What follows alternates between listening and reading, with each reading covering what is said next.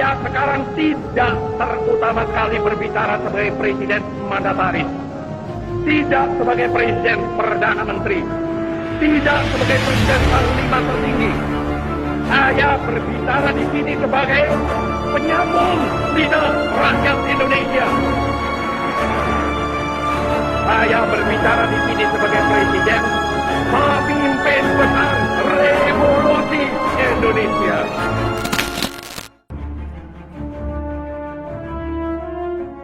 Presiden pertama Republik Indonesia, Soekarno, diakui sebagai salah satu pemimpin yang berpengaruh di dunia. Soekarno bergaul akrab dengan para pemimpin dunia lainnya. Dia selalu percaya diri walau menghadapi para pemimpin dari negara yang jauh lebih maju. Soekarno dikenal sebagai pemimpin yang karismatik, supel dan penuh canda. Dia juga dikenal sangat menghormati wanita. Tak heran, banyak wanita terpesona sikapnya yang gentleman. Teman akrab Soekarno tak hanya dari negara berkembang, dia pun akrab dengan Presiden Amerika Serikat dan Uni Soviet. Walau lebih condong pada negara-negara sosialis, Soekarno dan Presiden Amerika Serikat John F. Kennedy nyatanya bersahabat dekat. Soekarno tak pernah pilih-pilih teman dalam pergaulan di dunia internasional. Jika membantu Indonesia dan menghargai revolusi, pasti cocok dengan Soekarno. Nah, berikut ini ada beberapa para pemimpin dunia yang menjadi sahabat Soekarno. Jawaharlal Nehru. Perdana Menteri India Jawaharlal Nehru adalah salah satu orang yang paling berjasa di awal kemerdekaan Indonesia. Saat Belanda memblokade wilayah Indonesia dari luar, India membantu mengirimkan obat-obatan dan berbagai bantuan lain untuk perjuangan Indonesia. Soekarno dan Nehru berteman baik, keduanya adalah sama-sama founding father atau bapak bangsa bagi negaranya masing-masing. Nehru dan Soekarno sama-sama ingin menciptakan Asia yang bebas dari kolonialisme. Saat perayaan kemerdekaan India yang pertama, tanggal 26 Januari tahun 1950, Soekarno hadir sebagai tamu kehormatan. Pada Nehru dan rakyat India, Soekarno mengucapkan terima kasih dan salam persaudaraan dari seluruh rakyat Indonesia. Tahun 1955 saat konferensi Asia Afrika, keduanya berdiri dalam satu mobil yang sama dan melambai pada rakyat Indonesia. Soekarno pernah menulis surat pada Nehru yang sangat isinya mengharukan. India dan rakyatnya terikat erat pada kami dengan darah dan kebudayaan. Hubungan ini telah terjalin dari awal tercatatnya sejarah. Kata India juga akan selalu ada dalam hidup kami. Sebagian kata itu merupakan rangkaian huruf pertama yang kami pilih untuk menamai bangsa dan negara ini, kata Soekarno. Gamal Abdul Nasser. Mesir adalah salah satu negara pertama yang mengakui kemerdekaan Indonesia. Presiden Mesir Gamal Abdul Nasser dan Soekarno pun berteman akrab. Keduanya adalah tokoh gerakan non-blok yang sama-sama punya mimpi mewujudkan negara-negara Asia dan Afrika agar tidak terus dijajah bangsa Eropa dan Amerika. Soekarno pun berkali-kali mengunjungi Mesir. Karena Nasser pula masyarakat Mesir sangat menghormati Soekarno. Karena itu ada kebun mangga Soekarno di Ismailia. Bibit mangga itu konon merupakan hadiah Soekarno untuk rakyat Mesir. Ada pula istilah kopiah Soekarno untuk menyebut peci hitam yang mirip dengan kopiah Soekarno. Bahkan ada jalan Ahmed Soekarno di Kairo. Soekarno dan Nasser pernah sama-sama khusyuk berdoa di Masjid Al-Azhar, Kairo. Hingga kini, ribuan mahasiswa Indonesia mendapat beasiswa di Universitas Islam tertua itu.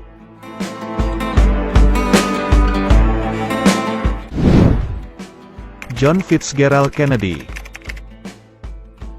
Hanya satu presiden Amerika Serikat yang berteman baik dengan Soekarno. Dialah Presiden John Fitzgerald Kennedy.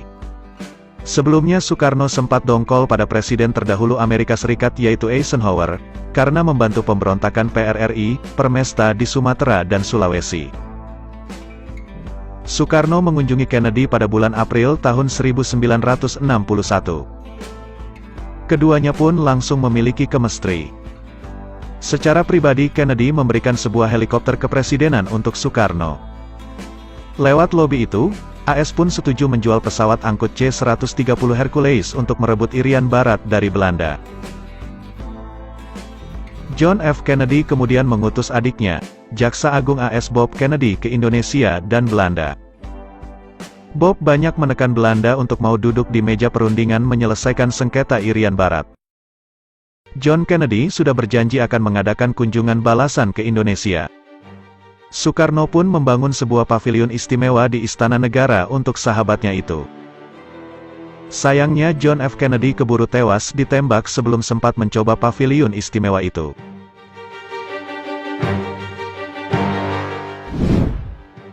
Che Guevara. Fidel Castro dan Che Guevara baru memenangkan revolusi di Kuba. Pada bulan Juni tahun 1959, Castro mengutus Che Guevara melawat ke negara-negara Asia. Ada 14 negara yang dikunjungi Che Guevara, sebagian besar negara peserta Konferensi Asia Afrika di Bandung tahun 1955. Tentu Indonesia sebagai tuan rumah Konferensi Asia Afrika, mendapat lawatan khusus Che Guevara. Dia menemui Presiden Soekarno di Jakarta. Keduanya berdiskusi panjang lebar soal revolusi di masing-masing negara. Keduanya cocok karena sama-sama anti-imperialis. Selain berdiskusi, Che Guevara juga menjalin kerjasama di bidang ekonomi antara Indonesia dan Kuba. Che Guevara juga sempat berwisata ke Candi Borobudur. Apalagi saat itu Indonesia dan Kuba sama-sama kesal dengan Amerika Serikat, AS, yang selalu ikut campur urusan dalam negeri kedua negara.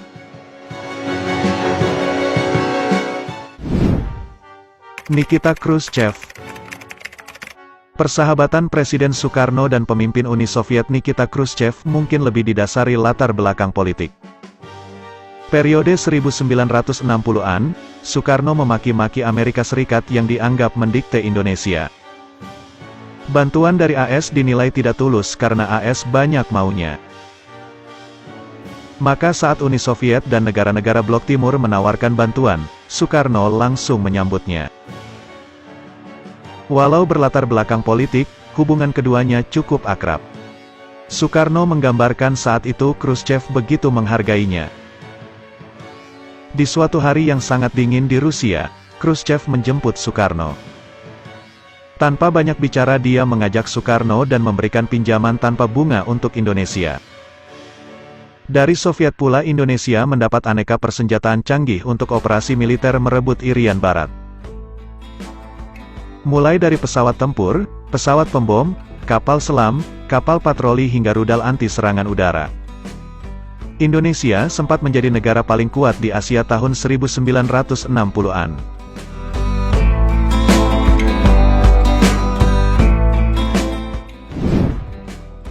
Josip Broz Tito.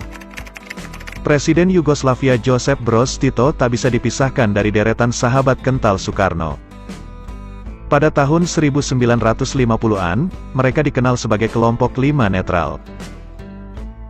Kelompok 5 ini beranggotakan Presiden RI Soekarno, Perdana Menteri India Nehru, Presiden Ghana Kwame Nkrumah, Presiden Mesir Gamal Abdul Nasser, dan Presiden Yugoslavia Josip Broz Tito. Bayangkan pada usia belia dulu, Indonesia bisa ikut menentukan langkah politik dunia yang terbagi atas blok barat dan blok timur. Kelompok 5 netral ini tak mau memilih salah satu blok. Mereka memilih menggalang kekuatan di kalangan negara-negara dunia ketiga. Karena keperluan non-blok itu pula Soekarno sering menemui Josip Broz. Jika Soekarno datang, Josip Broz akan mengajak Soekarno ke nightclub paling mewah di Beograd.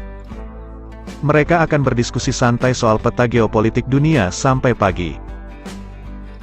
Hebatnya, walau di nightclub, Soekarno tak mau menenggak alkohol setetes pun. Dia selalu minta air jeruk saat mau tos.